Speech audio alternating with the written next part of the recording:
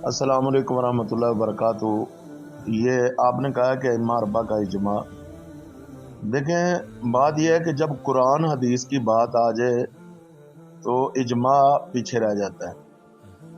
اب پہلا مسئلہ تین طلاق کا، جب اللہ کے نبی صلی اللہ علیہ وسلم سے نص موجود ہے کہ تین طلاق آپ کے زمانے میں ایک شمار ہوتی تھی اور آپ نے تین کو ایک شمار کیا، اگرچہ یہ بدعت آپ کے زمانے میں بھی تھی اور آپ نے تین کو ایک شمار کیا، تو آپ کے زمانے میں دین اترتا تھا، آپ کی اوپر وحی اترتی تھی اور آپ کا فیصلہ ہی دین تھا، وہی اللہ کا فیصلہ تھا۔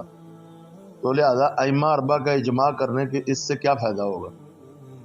اس سے کوئی فائدہ نہیں۔ کسی کا بھی قول اللہ کے نبی کے قول کے فتوے کے مخالف آ جائے گا تو اس کی کوئی حیثیت ہی نہیں ہے۔ ساری دنیا اجماع کر لے، کٹھی ہو جائے، سارے ائمہ مشرق مغرب کٹھا ہو جائے، سارے صحابہ بھی اکٹھے ہو جائیں، ایک طرف اللہ کے نبی کا قول ہے، فعل ہے، اس کی ان کے آپ کے قول فعل کے مقابلے میں کسی کی کوئی حیثیت نہیں ہے، کیونکہ آپ اللہ کے رسول ہیں۔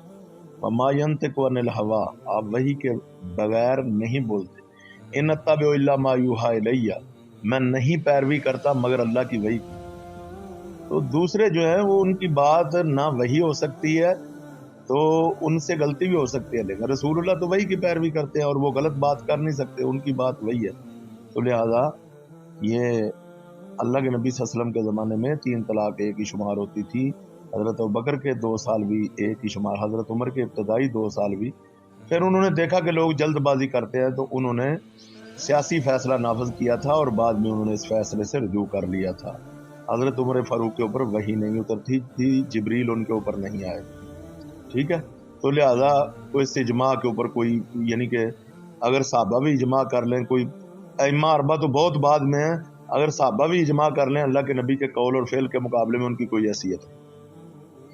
اچھا جی، اس کے بعد دوسری بات آپ نے کی ہے 20 رکعت والی۔ یار 20 رکعت اللہ کے نبی صلی اللہ علیہ وسلم سے 11 رکعت تراویح ثابت ہے، آپ نے 3 دن جماعت کروائی، 11 رکعت پڑھائی، صحیح حدیثوں سے ثابت ہے، آپ 11 رکعت سے زیادہ نہیں پڑھتے تھے۔ حضرت عمر فاروق سے صحیح سند سے ثابت ہے موطا امام مالک کے اندر کہ انہوں نے 2 قاریوں کو، تمیم داری ابی بن کعب کو 11 رکعت پڑھانے کا حکم دیا وتر سمیت۔ تو مجھے یہ بتاؤ یار، جب اللہ کے نبی صلی اللہ علیہ وسلم کی حدیث آپ کا یعنی کہ عمل موجود ہے، انفرادی اور اجتماعی جماعت میں آپ نے 11 پڑھائی ہیں، تو حضرت عمر فاروق سے بھی صحیح سند سے ثابت ہیں، تو 4 امام بعد میں کچھ 100 سال، 150، 200 سال، 100 سال بعد کوئی اجماع کر لیں تو 200 300 سال بعد اجتماع ہونے والا، اس کی کیا حجت ہے اللہ کے نبی کے قول اور فعل کے مقابلے میں؟ تو اسی طریقے سے یزید کا مسئلہ ہے۔ یزید کا مسئلہ حضرت حسین کے بارے میں ہے کہ یزید نے قتل کروایا ہے، قتل کیا ہے، نہیں کیا، اس میں اختلاف ہے۔ بات یہ ہے کہ اگر اس نے قتل کیا ہے تو اس کا معاملہ اللہ کے ساتھ ہے، وہ اللہ کو جواب دے ہے، یا جن کا قتل ہوا ہے اس کے بارے میں اس سے پوچھا جائے گا۔ تو بات یہ ہے کہ ہمیں اس کے بارے میں کچھ کہنے کی ضرورت نہیں ہے۔ دیکھیں کوئی مسلمان کسی مسلمان کو قتل کر دے، قتل کرنے سے وہ کافر نہیں ہو جاتا۔ اللہ تعالیٰ نے قرآن مجید کے اندر فرمایا انما المؤمنون اخوہ فاصلحوا بین اخویکم، مومن بھائی ہیں ان میں صلح کروا دو۔ وان طائفتین من المؤمنین اقتتلوا فاصلحوا بینہما، اگر مومنوں کے 2 گروہ لڑے ان میں صلح کروا دو۔ تو مومنوں، اللہ نے دونوں کو مومن کہا ہے، قاتل اور مقتول کو دونوں کو مومن کہا ہے۔ فمن عفی من اخیہ شیء فاتباع بالمعروف، اس کے بھائی کی طرف سے معافی دے دی جائے۔ تو یہ بات یہ ہے کہ اللہ نے بھائی کہا ہے، تو بھائی تو کافر کو بھائی نہیں کہتے، اس لیے مسلمان قتل کر کے کبیرہ گناہ میں مبتلا ہوتا ہے لیکن کافر نہیں ہوتا۔